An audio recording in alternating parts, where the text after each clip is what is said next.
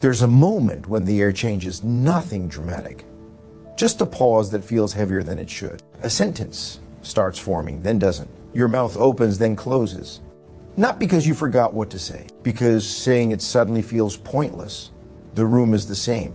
The other person is still there. But something inside you shifts back, quietly. It feels like standing at the edge of a familiar habit and realizing your body won't step forward anymore.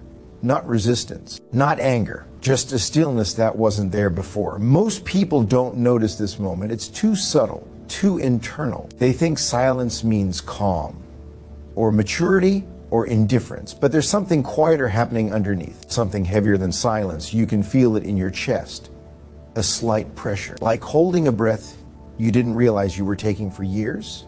You replay the conversation before it even happened. The explanations you've given 100 times. The careful words, the softened edges, the way you've learned to translate yourself into something easier to receive. And suddenly you don't reach for them. Not because you're done caring, that's the part most people get wrong. It's because the caring has been working overtime for too long. There's a particular kind of fatigue that doesn't come from being misunderstood once. It comes from being misunderstood consistently, from realizing that clarity doesn't always create connection. You remember how much energy it takes to explain your tone, your intentions, your pauses, your sensitivity, your need for space. You remember how often you've been told you're too much, or too quiet, or too emotional, or not emotional enough. And something inside you stops volunteering. Not as a protest, more like muscle memory finally giving out. You notice the urge to correct the misunderstanding. It rises, like it always does, then it fades. That's where it starts to change. At first, it feels uncomfortable, almost wrong. You're so used to bridging the gap, to meeting people halfway, then walking the rest alone. Silence feels like neglect, like you're abandoning something important. But there's a deeper sensation underneath the guilt.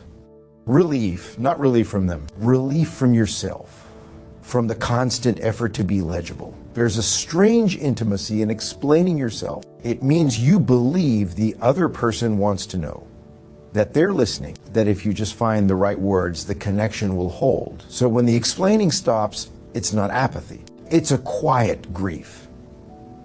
You realize how much of the relationship depended on you translating your inner world. How often understanding only arrived because you carried it there. And now you don't. People may notice the silence, but not the reason.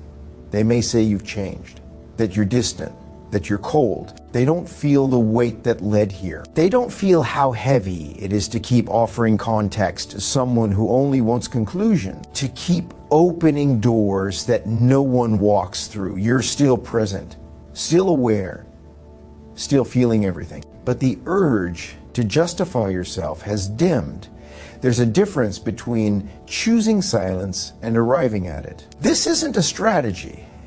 It's a response. A response to the accumulation of small moments. Moments where your words were heard, but not held. Acknowledged, but not absorbed. Moments where you walked away feeling slightly smaller. At some point, something inside you recognize as a pattern, not consciously, not with words.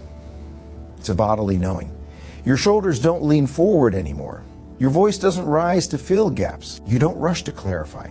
You wait. And waiting reveals things. It reveals who leans in when you stop leaning first, who notices the space, who asks instead of assuming. But that's not the part most people notice. What they notice is that you're quieter, more contained, less available. They don't see the internal recalibration, the way your attention turns inward, not out of self-absorption, but preservation, because explaining yourself requires hope. Hope that this time will be different, that this time you'll be met. When that hope gets tired, it doesn't shatter, it withdraws. You still care, you just stop proving it. There's a subtle dignity in that moment, not pride, not superiority, just a boundary that didn't need announcing. You begin to notice how often you were speaking to be understood rather than to be true, how often your words were shaped by anticipation of misunderstanding. And now the words stay inside. It feels like losing something familiar, like misplacing a tool you've always relied on. But there's also a strange quietness that follows, a kind of emotional still water. That's when the realization starts to form, slowly, almost reluctantly.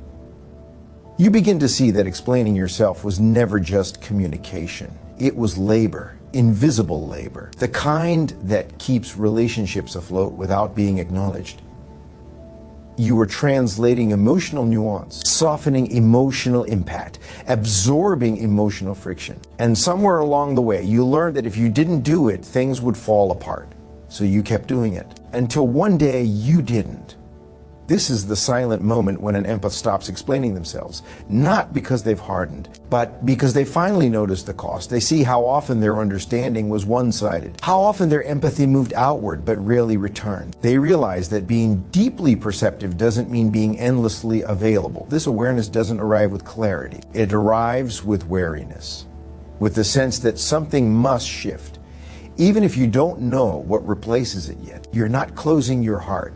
You're closing a loop that never resolved. You stop explaining because you're listening to something else now, your own internal signals. The tension that used to live in your chest during conversations begins to soften. Not disappear, just loosen.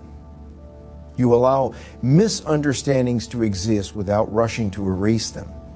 And that feels terrifying at first because you've been taught that clarity is your responsibility, that harmony depends on your effort. But slowly, you notice something else. Some connections deepen without the explanations.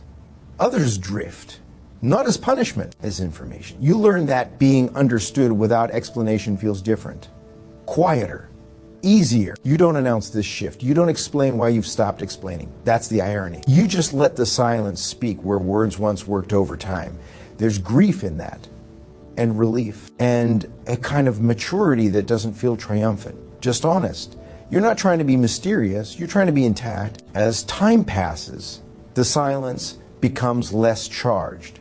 It settles into something neutral. You still speak, still share, but only when the ground feels mutual, and when it doesn't, you let the moment pass. This isn't withdrawal, it's discernment. You begin to trust that those who want to understand will ask, and those who don't won't be convinced by better wording anyway. The need to be seen hasn't vanished.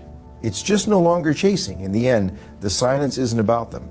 It never was. It's about the quiet respect you start offering yourself. A respect that doesn't need explanation.